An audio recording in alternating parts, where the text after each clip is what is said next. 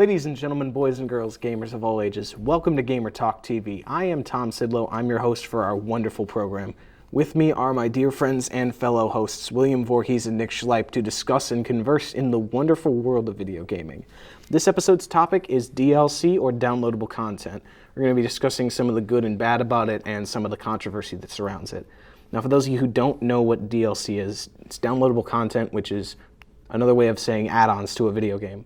For example, if you wanted to add like another mission, or if you could get certain other bonuses or other weapons or characters or styles to something, that's essentially what DLC has the ability to offer. It's essentially adding on to the game after the disc has already been made and produced. Now we're going to be just kind of discussing some of our interests in DLC, but we're going to just start with William, if you don't mind starting a DLC that you are a fan of, or just some add-on that you were a big fan of from any game. Just from any game, I would say just either of the Fallout games, either Fallout 3 or Fallout New Vegas, because each one, I mean, there's 5 add-ons for Fallout 3, and I believe there is 4 add-ons for Fallout New Vegas. They're each about $10 each, I think. Yeah. And I mean, they're each like largely story-driven, which is what I really like in DLC. I don't really care that much if it's just like pay $5, here are a couple weapons. I mean, because you get, a bunch of new quests, just a whole new, like, map sometimes, or it'll just, as in, like, with Fallout 3 Broken Steel, like, it actually extends the story. Before it was released, Fallout 3 had a definitive ending, but with Broken Steel, the ending is completely changed, and basically it's just a sandbox mode after that. You don't have to worry about the game ending and having to start a new file. Yeah. All right, Nick, if you don't mind just saying some of your one of your favorite kinds of DLC. Well, one of my favorite DLCs was, it started as a DLC, although you can now get it on disc too, is Red Dead Redemption's Undead Nightmare. That's a good one. Just taking the sprawling landscape of New Austin and deciding to speckle it with zombies and adding us a new plot about mystic Mayan temples and why is this being caused and how can you cure your family. Like some games have zombie add-ons that are at the best they're all right, but honestly I felt that Red Dead Redemption Undead Nightmare was done very well. It didn't just say, oh, here's the map with zombies on it. It said, here's new weapons, here's funny new quests, here's characters. You only get characters that you saw in the story for a little while that you get to see a lot more in Undead Nightmare, and you get to see like more of their funny dialogue and how they react to this type of situation. Yeah. Now for me, I'm trying to remember the name of it. Do you guys remember what was the one for Arkham City that was like Harley Quinn was kind of going after you afterwards? What was the name Harley's of that one? Funhouse or something? That was. I thought that one was kind of fun, just because maybe that was just because I'm too big on Arkham City, but regardless, I just really enjoyed playing that because it was kind of nice to see what would happen after the conclusion to Arkham City that was kind of unheard of, I guess, in the world of Batman to actually happen and continue and to stay concrete. But that was a really fun concept. Plus, I was just more excited to play as Batman again. And also, Robin was kind of nice, too, because he was a little different as a character. Now, we're going to go into DLC that wasn't exactly our favorite, but not exactly horrible. Like, just stuff that wasn't really good or could have been on the disc itself. For me, I would say maybe like for Mass Effect 3, it has its online multiplayer mode, which, for those of you who don't know, it's basically 4-player co-op. You just fight waves of enemies, kind of like Nazi zombies, except the enemies have weapons. And so all the DLC packs released for it are free, but I have a feeling it's just because of the controversy over the ending of Mass Effect 3. But then still, the single-player DLC released for Mass Effect 3, it still costs like $10 to $15 a piece. Yeah. Which was, what was the single-player DLC? There was From Ashes, which gives you a new character, a new weapon, and, a mission to unlock that character. Leviathan, which is just an entirely new story mission. It doesn't give you a new character. I think it gives you a couple new weapons, but it gives you a little bit more backstory. And then there is a third one, which I can't remember the name of right now, but basically you go take back this city that was it was taken over by Cerberus, which is the they're the bad guys of Mass Effect 3. Yeah. And this was one of the main locations in Mass Effect 2, and it's nice to go revisit it. All right. Now, Nick, what would you say is some of your least favorite DLC?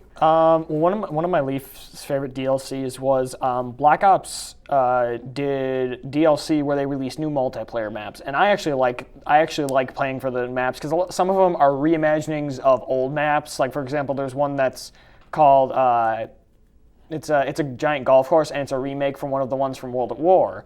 But they did four total waves actually. 3 that were multiplayer maps, and the last one was zombies. And the thing about the zombies one was they had said if you bought the hardened edition of the game, which is like the special edition, you got the zombie maps already, but then you'd get that DLC for free.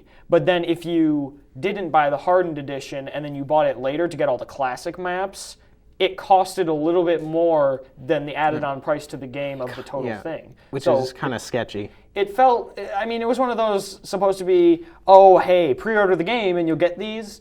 But I felt like that particular content really should have been something that everyone should have had. It's kind of to buy. iffy, like that Nuketown 2025 thing for Black Ops 2. I got that, and I actually was pretty pleased with it because the thing is, the pre-order didn't cost me anything extra. They just said put money down, and so it was less of a give us more money as more of a hey, make sure you buy something. Yeah, but now it was kind of weird because it was like there, then it wasn't there because it's now kind of just weird like that. But I'm gonna go with I'm gonna talk about some DLC that was like despicable, but like stuff that kinds of DLC that could be fixed. Like alternate attires I understand is an easy, cheap way to make money, like for a fighting game, but it's just kind of bad. And also, just Capcom, the DLC that they've had is controversial because of the fact that a large amount of the DLC has been locked on the disc itself. Like with hacking or with some decoding of the disc itself, you could unlock that DLC for use, which is a little sketchy because, hey, you could have just put this on the disc, a lot of people have said, and I'm not sure that the truth of that or how much I actually could know. But what would you guys say would be some of the worst types of DLC? Well, I'm guilty to this. The DLC that you can tell is just that pay us money and you'll do better in the game. For example, I play Battlefield 3, and as much as I like that, I was having a really hard time unlocking sniper rifles for the recon class. I just couldn't get anywhere. And I think it was either $2 or $6, I can't remember. And I had some money laying around, and I said, you know what, I'm gonna bite the bullet and I'm gonna do it. And I bought the pack, which basically gives you every sniper rifle in the game. And even though I have fun being the sniper guy and using all these new fields, I feel like I just paid the money to make me better at the game. It didn't increase my level though or anything. It just gave me new guns, which can be kind of overpowered. Yeah. It's like when you cheat in an RPG and you like go to a high level area and get a weapon to go back to the lower level areas that you should be at in the first place. How about you, William? What would you say would be a type of DLC you're not a fan of? Or just any specific DLC that just felt despicable to you? Let's see, specifics. Oh, I would have to say, like, I referenced Fallout New Vegas before, but they had this DLC called the Courier Stash. Which, it provided it quote unquote provided you a bunch of new weapons, but you buy the DLC pack, I believe it was like $8, and then it gives you the ability to buy the guns at stores in the game, and they were just ridiculously overpriced. So basically, you pay for this DLC, and it doesn't even give you the weapons from the DLC. Or at least make it affordable without having to spend everything you were saving for everything else in the game. Yeah. Or I'm going to go with another Bethesda game here with the Oblivion horse armor. No. That was disgusting. For those of you who don't know, it was literally just armor for your horse. And it's not like it's massively online. Nobody else is ever going to see this armor. Yeah, it just felt unnecessary. There's just stuff that felt unnecessary. Now, here, as an end question, just to quickly wrap up, give a quick yes or no answer with a little explanation too. Do you think DLC is going in the right direction right now? Why or why not? I think there are some very good DLC types. Obviously, the ones that add on more to the story. The ones that aren't necessary to the story, saying, oh, there's a new character, would you like to learn about them? Or saying, new missions, would you like to do that? Those are the good kinds. The bad kinds are saying, here, pay 99 cents for a costume for a character. I would have to agree with Nick. Yeah, so we're just kind of saying it's like, eh. Yeah, it could be, but it's It's at the moment it's not great, but it could work. Like DLC has been done well, but the problem is it seems too much like people want to just use it as a nickeling and diming system, which is unfortunate. But what are we going to do? It's an industry that needs money. And thank you for joining us for this episode of Gamer Talk TV. For Nick and William, my name is Tom Szydlo, and until next we meet, keep on gaming.